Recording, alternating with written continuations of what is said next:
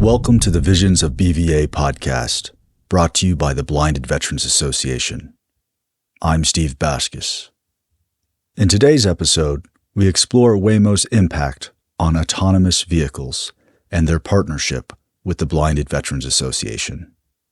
Stay tuned and discover how Waymo is advancing safety and accessibility in transportation, addressing challenges, and fostering inclusive technology for all.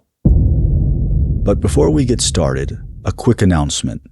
If you're joining us for the BVA National Convention, please visit the webpage and register at bva.org/national-convention.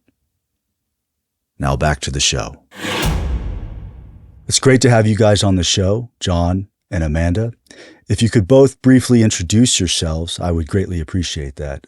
Amanda, you can start. Well, thank you so much for having us today, Steve. My name is Amanda Ventura, and I'm on the public affairs team at Waymo, where I help with our community outreach and engagement in markets where we're operating. And John? Hi there. My name is John Alsterda, and I'm a systems engineer at Waymo. I primarily work on inclement conditions like bad weather and degraded roads. Interesting. Before Waymo, I was an active duty Navy officer. I taught sailors how to operate nuclear power plants at the power school in Charleston, South Carolina, before leaving active duty to become a reservist. Well, fascinating. Thank you for your service. It's my pleasure. So maybe, Amanda, you could explain Waymo's journey from the start and how it's become a leader in autonomous vehicles. Waymo started developing this technology back in 2009 as Google's self-driving car project. In 2016, we spun off and became Waymo, which stands for A New Way Forward in Mobility. And we've been working to deploy this technology in a ride-hailing service where you download an app on your phone and you can hail a vehicle that has no one else in it and that does all of the tasks of driving to take you from point A to point B. And the app is called Waymo One. We currently have a public service in Metro Phoenix that's about 225 square miles. It's the largest autonomous vehicle service in the world. It includes serving our airport, Phoenix Sky Harbor Airport. And we also have service available in San Francisco, Los Angeles, and we're working on Austin next. I'm interested in how the Waymo driver handles complex driving situations without a human driver. Could you explain that? Sure, I can offer some insights. Well, the Waymo driver starts with a suite of sensors that collect a vast amount of information about its environment at a pretty rapid clip. We capture video, audio, LiDAR, which is like a shortwave radar, in addition to radar as well. And that information is processed continuously in order to build a context about what's going on in the environment.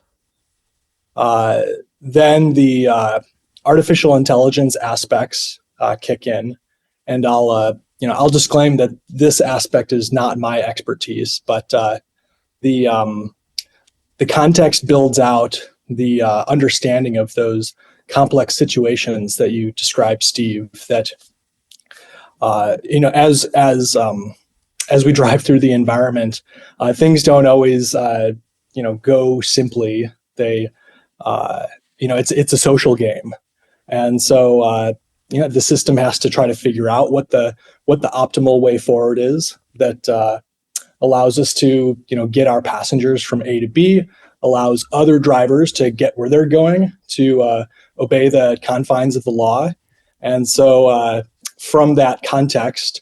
A trajectory plan is solved for and published, and from there, motion control takes over and chooses what steering, throttle, and brake commands are necessary to follow that path plan. And this loop of sense, plan, command is solved for over and over continuously until we get from A to B. If I can oversimplify John's role here, Of and course. the way that I explain it is we just have to answer 4 questions, which is, where am I? What's around me? What is everyone else doing? And then what do I do next? And, that is, John, a very much an oversimplification of That's so concise. I love it. of kind of everything that goes into it. But it really is, unlocking the ability for someone to get into the vehicle and not have to do any of the driving at all. And yeah, it's from the beginning, we have incorporated feedback from communities that are often overlooked in the development of, nascent technology. We've had people from the blind community, people with disabilities, both cognitive and physical, weighing in and working with our product team and our engineers to give them feedback on, what do people want when they're getting into this kind of vehicle and engaging with this tech. What are some of the biggest challenges that Waymo has faced in designing these autonomous vehicles? Yeah, it's, any time that you are changing the paradigm, there's going to be a lot of fear of the unknown. And so one of the things that, I'm constantly thinking about is how do we earn the trust of the people that we ultimately want to serve? How do we help educate people who maybe don't want to ride with Waymo, but who still are pedestrians and, cycle alongside the road with us? How do we earn that trust? And so one of the biggest challenges, really for this industry and for us at Waymo is to go along that journey, meet people where they're at and help them, understand what we're trying to do with this technology. It's save lives, increase independence, and then improve mobility access. Those are kind of the 3 pillars that, I think all of us can kind of acknowledge there's a lot of room to grow here as a society. And I think that even though we acknowledge that, it's still some of that fear of the unknown and kind of that holds some individuals back from fully trusting the tech. And so, my response to one of the biggest challenges is for this technology to reach its full potential is that public trust and education. It makes perfect sense. John, is there anything you would like to add? Sure. I think 2 topics that are near and dear to me right now are dealing with long tail events, which means low frequency things that don't happen very often, that have to do with vehicle control. And so I think 2 concepts in a group there are hydroplaning on puddles at high speeds and ice patches that may form in cold weather. And those are 2 areas where human beings have a really tough time driving on. They're areas where it's difficult to perceive the environment out in front of you, with 100% accuracy. When it's dark, when it's raining, it's hard to see the road ahead and tell whether, is that water ahead that we're going to slip on, or are we going to have sure grip of the pavement there? I think anybody who's driven in winter conditions knows that you almost have to be ready for ice to appear anywhere. And so those sort of gotchas might only happen to your average human driver once in a while. But at Waymo, we're driving so many miles that those sort of low frequency things are going to happen at a very high rate. And so those are the challenges that I'm currently tackling. Thank you. It's wild to think about this technology. Do you believe that technology like this, these types of autonomous vehicles, can increase safety, can keep people, passengers safe on the road? Yes. The Waymo technology is one of the most experienced drivers on the road.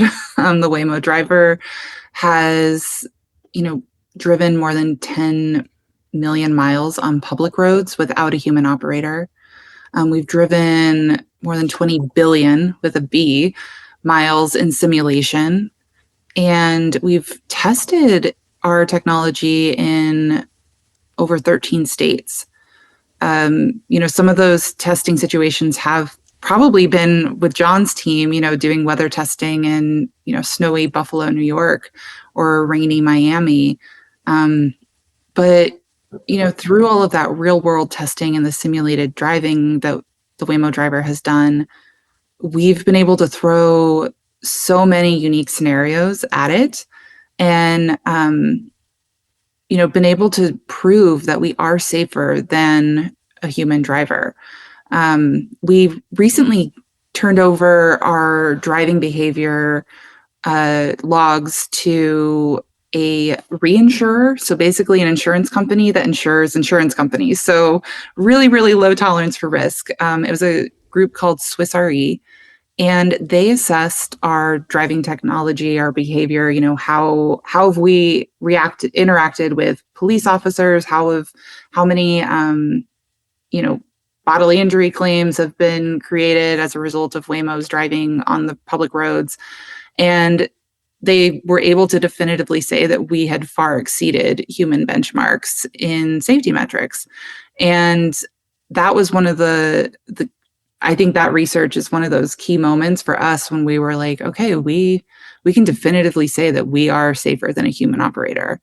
I know I myself have been in the backseat of a Waymo when I've seen a red light runner go through the intersection ahead of me. And there's small moments like that where you're like, oh my gosh, if I had been the one behind the wheel, I would not have been able to see that red light runner. Could I have, just had my life completely changed in the middle of this intersection, instead of, actually making it to whatever coffee meeting I was going to? And so there's anecdotal experiences, but then there's also the data to back it up now, which, as we get more and more miles under our belts, that's just going to continue to evolve. And, one of the things that we acknowledge is that this technology is still growing and learning, and, we're not saying that it's going to be absolutely perfect. But the data so far is just really promising and encouraging. And, even one life that's saved is still just, there's so many other lives that are touched by that life. John, I will pass it off to you if you have a more technical perspective on this. I have one lens that I think is interesting, is that I think it's helpful to think about not whether the Waymo driver is better than a human driver in every single respect, that it varies. That kind of there's a yin and yang to it, that as Amanda described, we can see around corners, perhaps with superhuman ability. We can infer or predict the way that other drivers may drive and make superhuman swerves and stops to prevent an accident. I've been so impressed by the driver in some of those ways. But then I think that the public may see some instances where the vehicle is confused and causing traffic to build up behind it, not quite sure how to advance in a sticky situation. And to me, I think it's so interesting how the artificial intelligence can do some things so incredibly well, while we still have other things to work on. And I think from the public's point of view, it can be tempting to see a confused Waymo car causing some traffic behind it while we figure things out, and generalize that to the entire skill of our driving. But there's really nitty gritty there, and it's we're working on everything. I think kind of what you're getting at too, John, is like safety is at the core of everything, right? I think it was a Forbes writer once called us the grandma of autonomous vehicles because of how slow and methodical we are about when we expand and, launch our technology on public roads. And so I think it's like, even if, the vehicle is in a situation that, is maybe it's confused or it keeps trying to pull over or something. And it's like, just know that at the core of this are a bunch of engineers who seriously have safety at, the forefront of our mind. So every time something like that is happening, safety's at the core. Thank you so much, Amanda.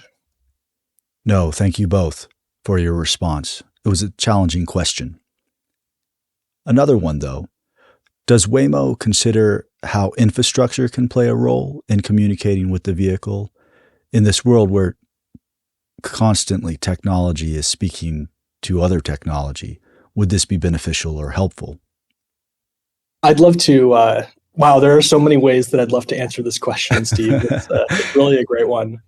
I think that on the one hand, it's difficult to link too closely to infrastructure because while it's tempting, it could build a dependency that could be changed or go away in the future. And so, I think we want to drive in such a way that we're not dependent on others to, provide us information. But one way that I'd really like to lead into this question in just kind of a brainstorm fashion is that Waymo knows so much about the road, i.e., the potholes that I work on, is that in the future perhaps Waymo could really be a partner with the infrastructure to help improve the roads, to point out where a bad pothole has just cropped up, and that could improve the safety of not only the Waymo driver but all the other vehicles that we share the road with. No, I've also heard a really fun example of us catching like a stolen stop sign once in Metro Phoenix. We pulled up to like what we knew was a 4-way stop, but we noticed one of the stop signs was gone. So there's also a few times where we've been able to just communicate with the city officials to say, hey, we think some kids stole a stop sign. Wow, that's fascinating. Thank you so much for that. This discussion kind of leads me to another question. I believe you guys are working closely with the Blinded Veterans Association and other organizations on legislative directives, on ways to make it easier for you to branch out and to share this technology with the country and different towns. Can you speak on that topic? Sure. Well, thank you for asking that question. The Blinded Veterans Association has been an incredible partner to Waymo as we commercialize our service and expand to new cities. In California, where we're working to, secure our ability to commercialize in San Francisco and Los Angeles, the Blinded Veterans Association has written support letters that have been submitted to the California Public Utilities Commission. Those are really instrumental in, allowing us to get the permits that we need to operate in places like California.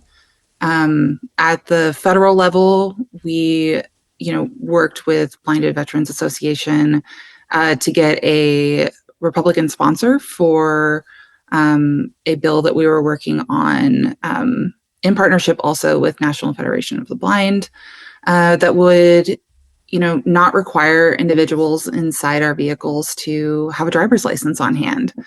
And because they're not driving the vehicle, it feels like common sense, but there's so much work that has to be done on the regulatory side to ensure that we can grow and scale. And so those are just a couple examples, but there's also instances where we've worked with BVA.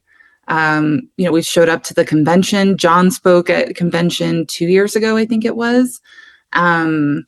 We sponsor the Bow Wow Lounge, where we've been able to hang out with guide dogs and, just meet veterans. And so in a lot of ways, even just like those kinds of instances where our own veterans at Waymo get an opportunity to meet with the BVA vets and learn from you guys.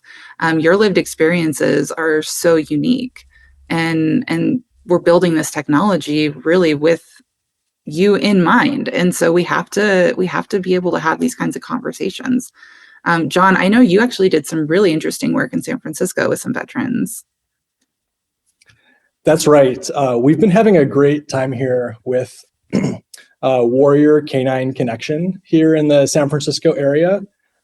They train service dogs for veterans, and they're an organization that I had been volunteering with even before I came to Waymo. I hosted one of their animals at my house and kind of took them to class every day where they learned to be service dogs, and then took them home at night to give them a warm place to sleep.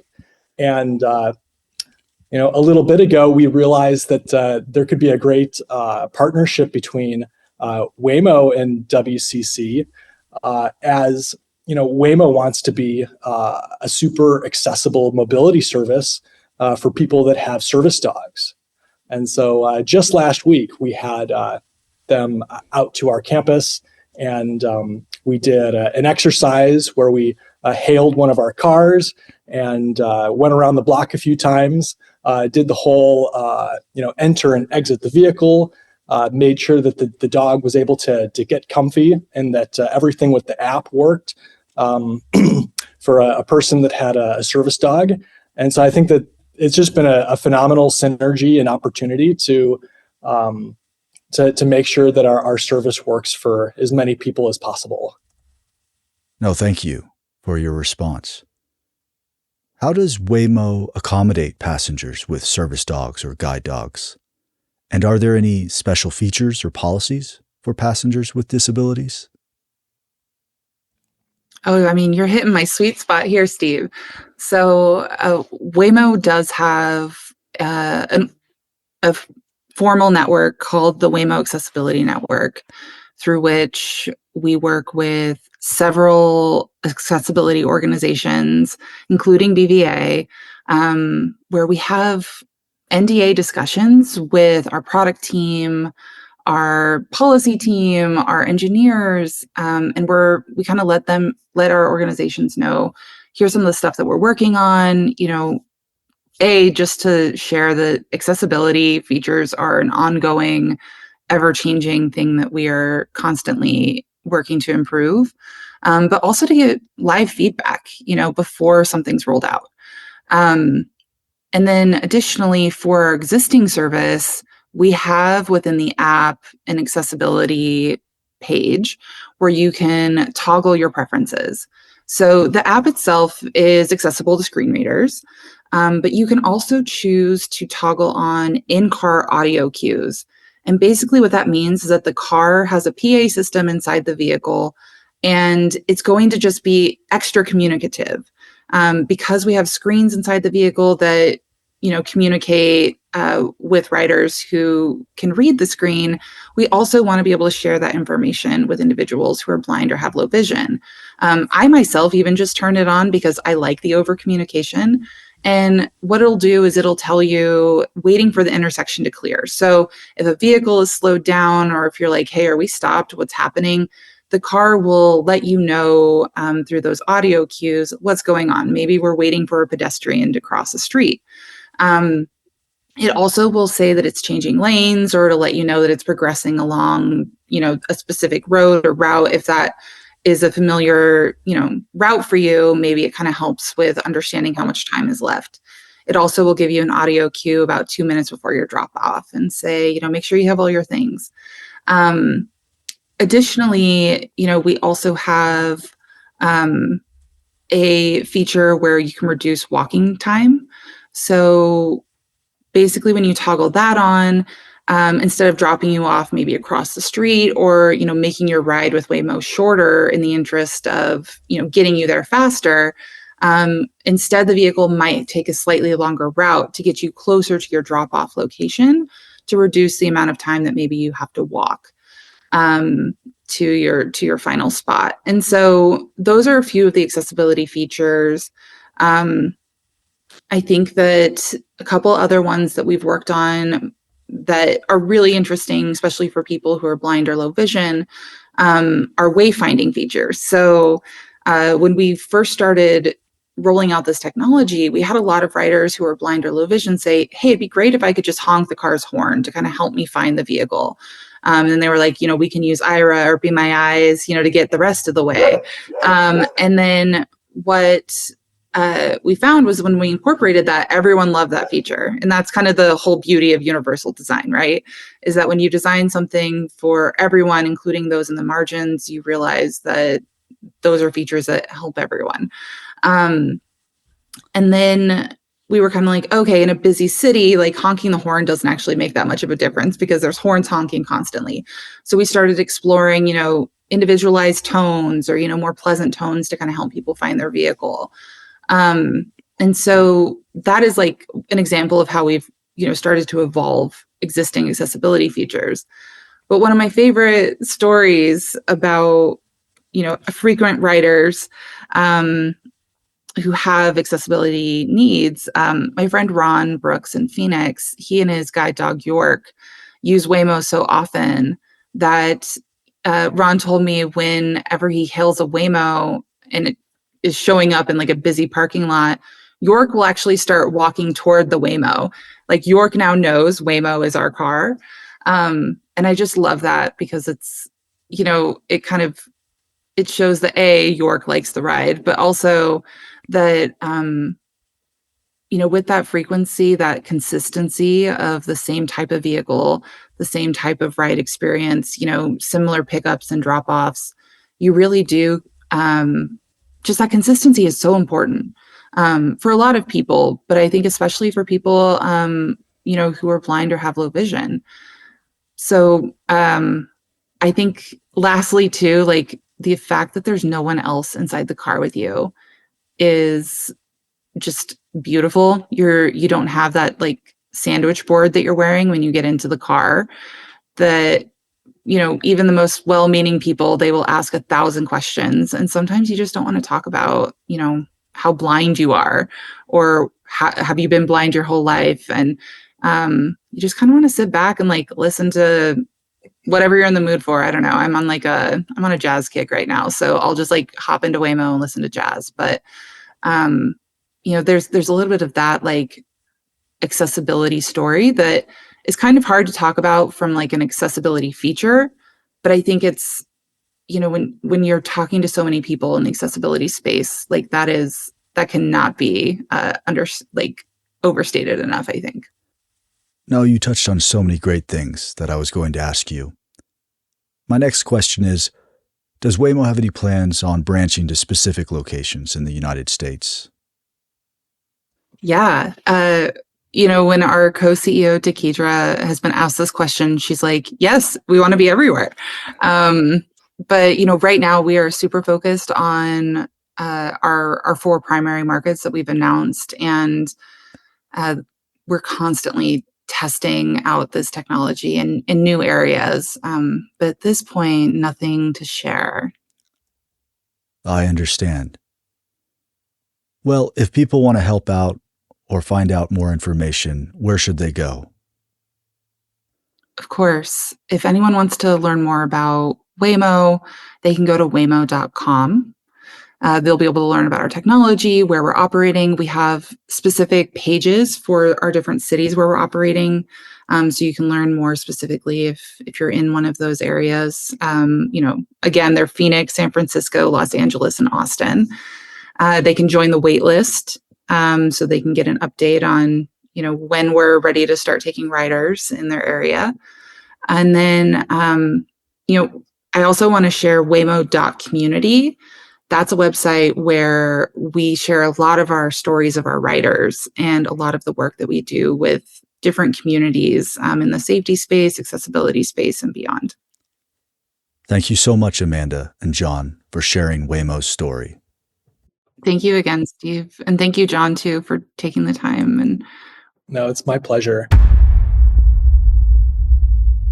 Hey, thanks for listening to the podcast. And a special thanks to Amanda and John from Waymo. If you enjoyed listening to this podcast, please go and rate it on your favorite platform and share it with the world on social media. This is Steve Baskis, signing off.